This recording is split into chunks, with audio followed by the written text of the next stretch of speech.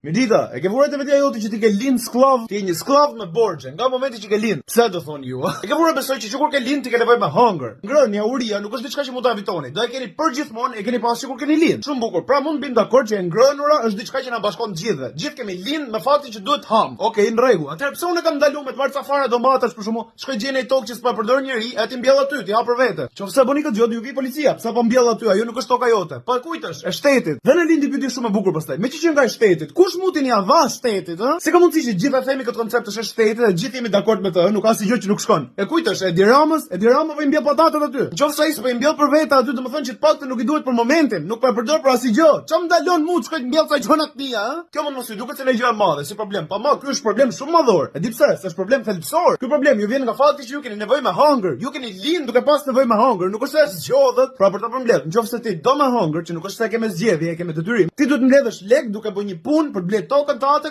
dhe aty pastaj mund mbjellësh domatet e tuaja, që më në fund të mund të hash ligjërisht. Me pak fjalë, nga momenti që keni lind, ju i keni punë borxh shtetit për të merituar lek me ble bukën e gojës, diçka që nuk zgjodhet, që do ta keni sikush para se me lind, urin. Pra ju keni lind sklever me borxhe, boni çfarë doni me këtë informacion. Jeni të papritur.